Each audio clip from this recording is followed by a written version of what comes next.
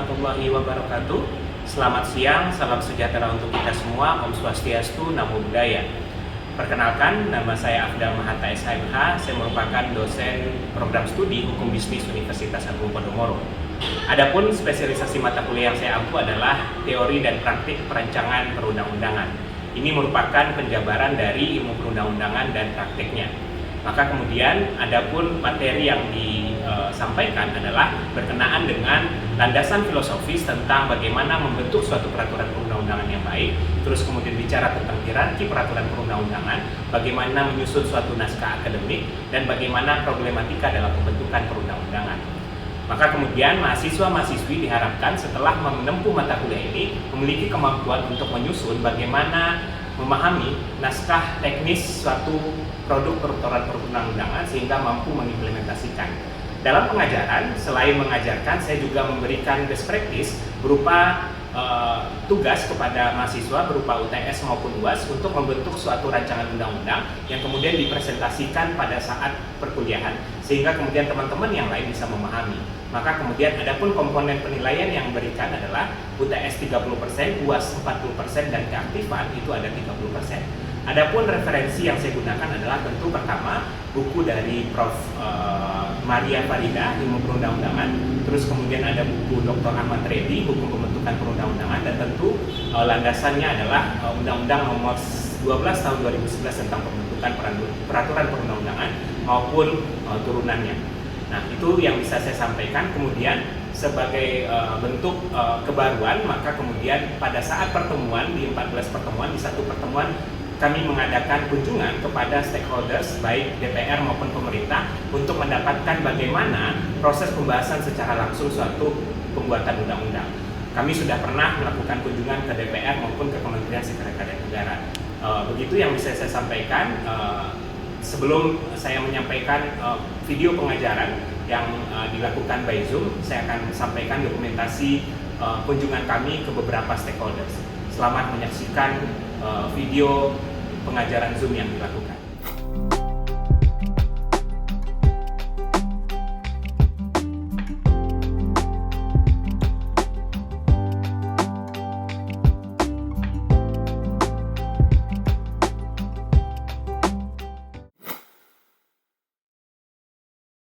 Baik, kita mulai pertemuan kita yang pertama ini.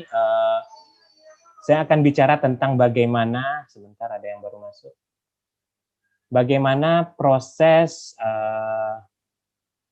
pembuatan undang-undang di lingkup Dewan Perwakilan Rakyat, karena kebetulan saya staf ahli juga di Komisi 3 DPR RI, maka banyak sekali undang-undang yang teman-teman ketahui. Terakhir ada undang-undang yang baru dan sungguh sangat menyita perhatian publik, Undang-Undang Cipta Kerja. Kita tidak akan bahas tentang Undang-Undang Cipta Kerja, kita akan bahas bagaimana proses pembentukan suatu undang-undang. Dari proses awal sampai kemudian dia diundangkan dan masuk pada lembaran negara, ditandatangani presiden, dan kemudian berlaku suka atau tidak suka, mau atau tidak mau oleh seluruh warga negara Indonesia.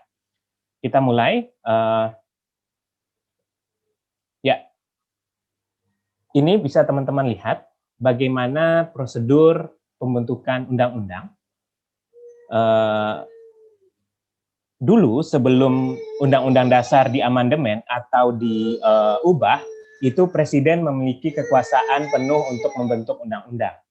Setelah amandemen, kemudian terjadi perpindahan kekuasaan membentuk undang-undang dari Presiden di pasal 5 ayat 1 Undang-Undang Dasar 1945. Oke, tunggu sebentar ya.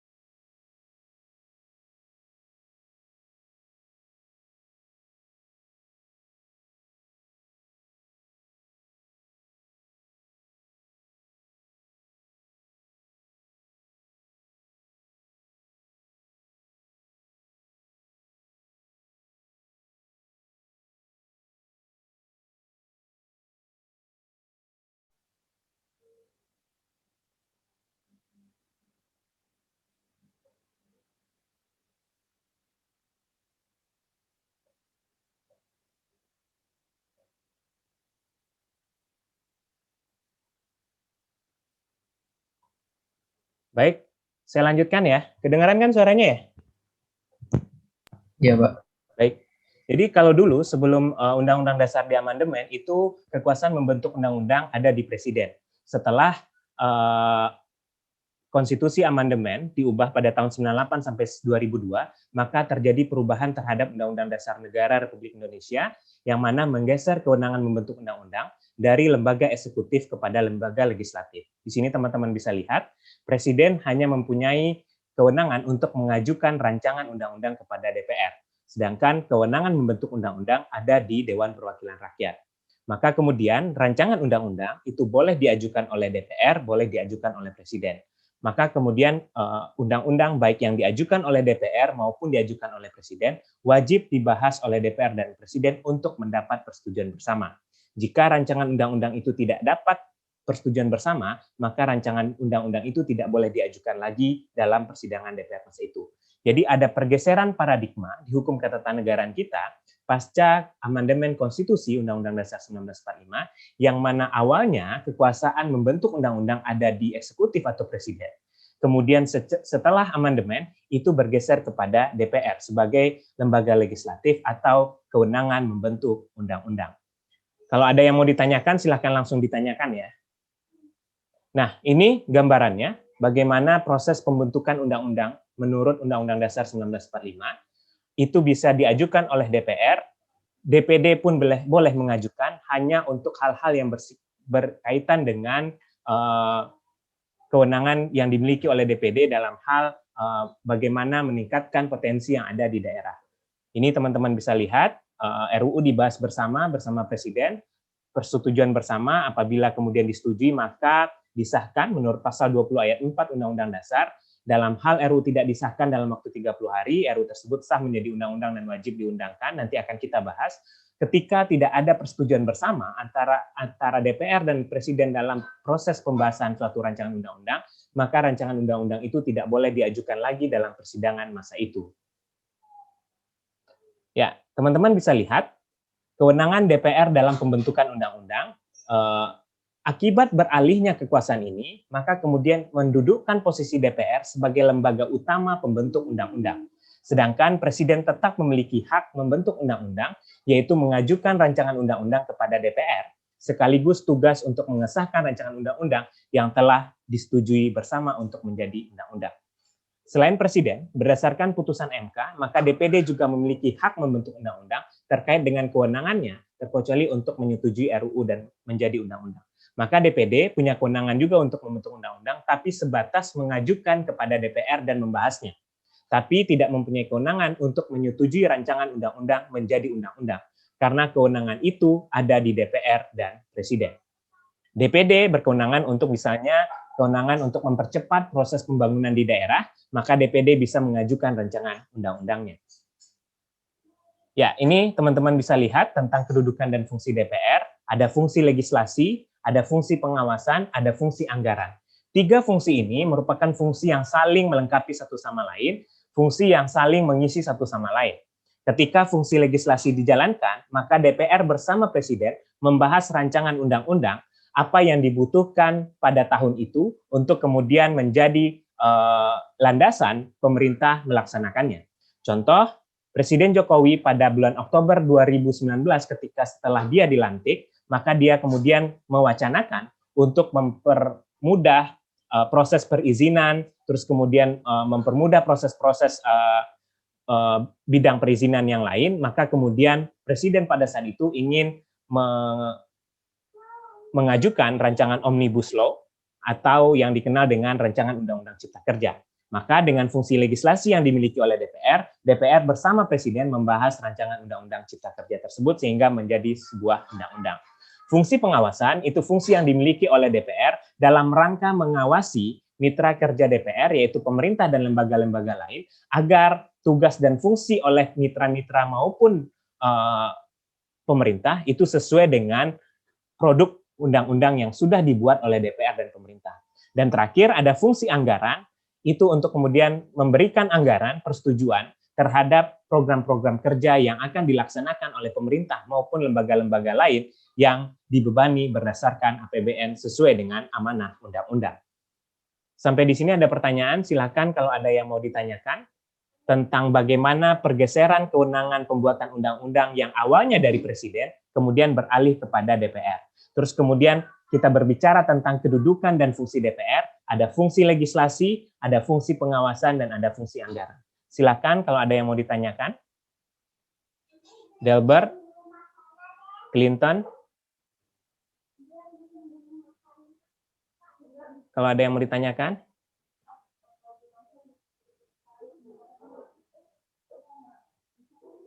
Julius Fang, ada yang mau ditanyakan? Masih belum, Pak. Yehuda, ada yang mau ditanyakan? 2 poin awal yang kita sampaikan ini.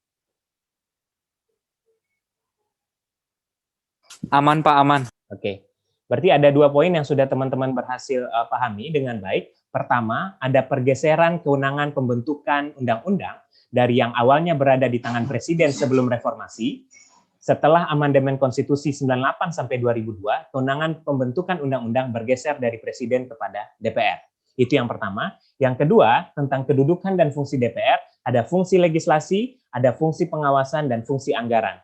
Fungsi legislasi yaitu fungsi pembuatan undang-undang, fungsi pengawasan mengawasi tugas dan pelaksanaan pemerintah maupun lembaga-lembaga lain yang diatur oleh undang-undang, dan fungsi anggaran untuk memberikan anggaran dalam pelaksanaan tugas dan fungsi mitra baik pemerintah maupun lembaga lain-lain yang diatur di dalam undang-undang. Silakan kalau ada yang mau ditanyakan, tahap pertama di pembicaraan tingkat 1 dalam pembahasan RUU di DPR. Silakan teman-teman kalau ada yang mau ditanyakan. Pak. Ya, silakan. Yehuda. Kalau misalnya, tadi kan Bapak yang singgungnya soal tim MUS itu sama tim SIN. Nah, yang dari awal tuh ngedraft klausul-klausul atau ayat-ayat di undang-undang itu siapa, Pak? Gimana? Ya udah, sorry. Ulang lagi pertanyaannya. Jadi kan tadi Bapak yang singgungnya soal ada tim MUS, tim SIN yang mereka yang akan, ya apalagi tim SIN itu yang akan mensinkronisasikan kalau misalnya ada perubahan-perubahan di rapat-rapat. Betul. Nah, sebelumnya itu yang ngedraft isi undang-undang itu, isi pasal per pasal atau ayat-ayatnya itu siapa, Pak? Anggota DPR yang terlibat di dalam komisinya, bersama dengan staf ahli dan badan keahlian dewan itu dari DPR. Kalau dari pemerintah itu tim yang ditunjuk oleh Presiden. Seperti yang saya sampaikan tadi, ketika bicara musik, maka tentu yang ditunjuk adalah Menteri Hukum dan HAM dan menteri yang berkaitan dengan dunia musik. Mereka yang akan membahas itu. Gitu ya, udah. Tapi kalau kata-kata teknisnya itu, Pak, harus orang hukum nggak, Pak, yang nyusun gitu? Harus orang hukum. Maka kemudian ada supporting system seperti yang saya sampaikan, dan waktu itu teman-teman sudah datang ke BKD, Badan Keahlian Dewan. Kenapa butuh orang hukum atau orang-orang yang mengerti tentang itu? Karena memang anggota DPR memang tidak disetting untuk orang yang paham tentang peraturan perundang-undangan. Maka kemudian butuh supporting system seperti tenaga ahli, staf ahli, maupun Badan Keahlian Dewan yang di belakang pimpinan. Teman-teman kalau lihat saya rapat, saya ada di belakang pimpinan, maka kami kemudian yang memberikan supporting secara legal drafting, bagaimana hukum dan bagaimana prosesnya sehingga tidak menyalahi, kemudian memberi masukan kepada anggota maupun pimpinan dalam rapat dengan pemerintah. Dan pemerintah tentunya juga punya tim ahli. Contoh, hal-hal yang berkaitan dengan musik, maka kemudian ahli-ahlinya, kalau saya tidak salah di bidang musik ada Prof. Agus Sarjono, maka bisa jadi Prof. Agus yang dilibatkan sebagai tim ahli pemerintah untuk membahas itu bersama DPR. Gitu ya, udah.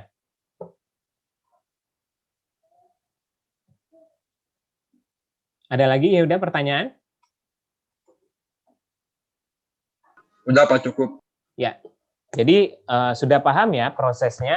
Jadi ketika teman-teman merasa ada suatu kekosongan hukum yang diperlukan untuk membuatnya dalam satu rancangan undang-undang, maka teman-teman dapat mengajukan kepada DPR, baik kepada anggota maupun komisi terkait. Julius Fang, ada yang mau ditanyakan?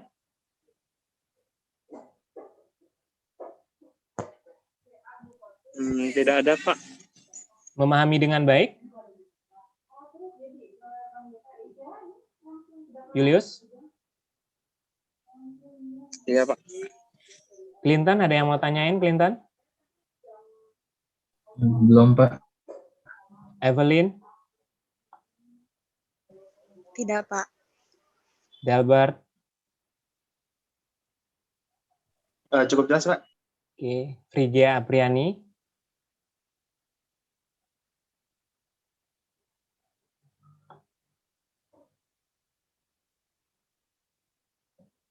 Yasmin, ada yang mau ditanyakan?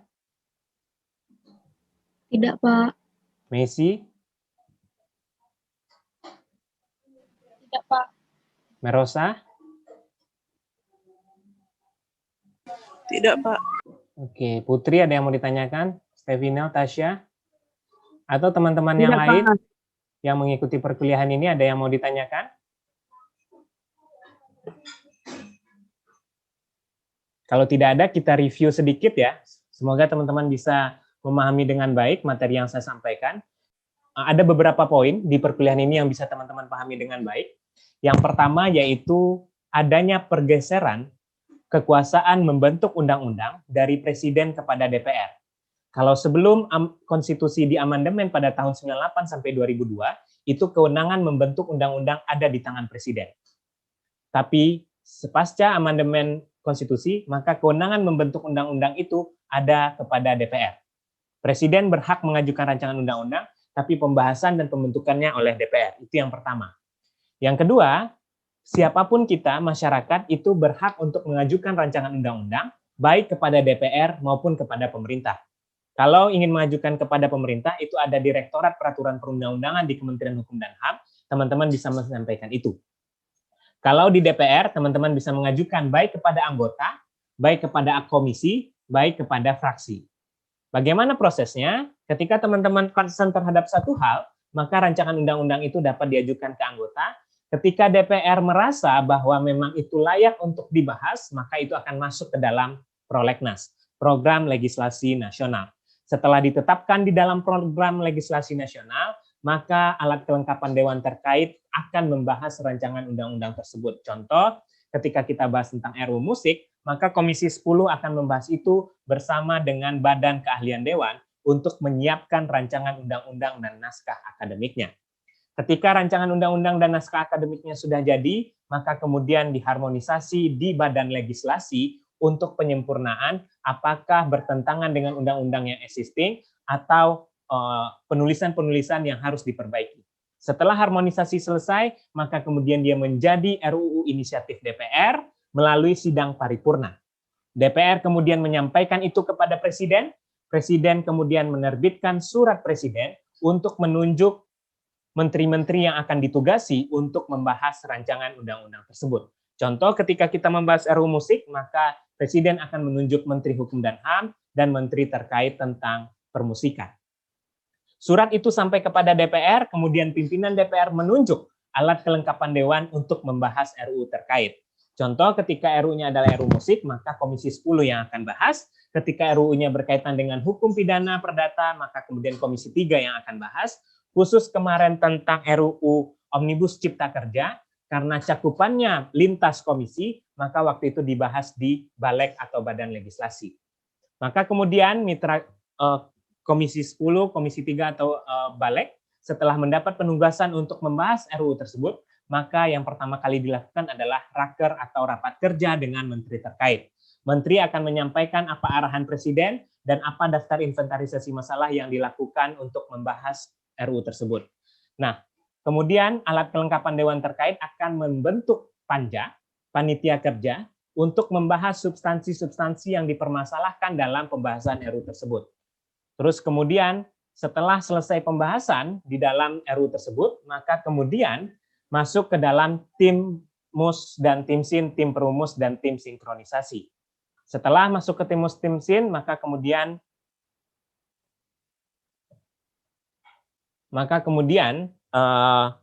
tim perumus dan tim sinkronisasi melaporkan hal teknis yang sudah diperbaiki, kemudian disahkan di alat kelengkapan dewan terkait yang masuk dalam rapat tingkat 1. Setelah di tingkat 1 selesai, maka selanjutnya masuk ke dalam tahap tingkat 2 di paripurna untuk kemudian disahkan menjadi undang-undang dan dikirim kepada Presiden. Dalam waktu 7 hari, RUU yang sudah disahkan DPR dikirimkan kepada Presiden paling lambat 7 hari. Dalam waktu 30 hari sejak RUU tersebut sampai ke tangan Presiden, Presiden sudah harus menandatanganinya. Ketika Presiden tidak menandatangani, maka otomatis undang-undang itu berlaku menjadi undang-undang.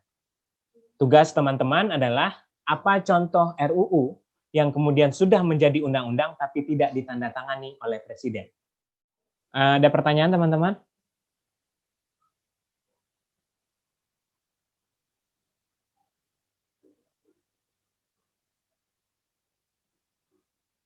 Kalau tidak ada, kita ketemu lagi minggu depan ya. Iya, Yang belum Pak. masuk. Oke. Ya, sebelum saya akhiri, tetap jaga kesehatan, olahraga jangan lupa karena COVID belum berakhir, jaga betul imunnya sehingga kalaupun teman-teman ada virus yang hinggap atau segala macam, teman-teman punya daya imun yang cukup kuat sehingga virus tersebut tidak bisa untuk mempengaruhi tubuh kalian. Baik, jangan lupa pakai masker kalaupun harus keluar rumah, tapi kalau tidak penting-penting tetap di rumah. Tetap jaga kesehatan, sampai ketemu minggu depan. Terima kasih teman-teman semua. Selamat siang. Terima kasih, Pak. Terima kasih. Demikianlah video pengajaran dari Zoom yang bisa saya sampaikan. Terlebih dan terkurang mohon maaf. Saya akhiri dengan pantun. Kalau ada durian dibelah, jangan dimakan seorang diri. Kalau ada kata yang salah, mohon dimaafkan sepenuh hati. Wabillahi taufiq wal hidayah. Assalamualaikum warahmatullahi wabarakatuh.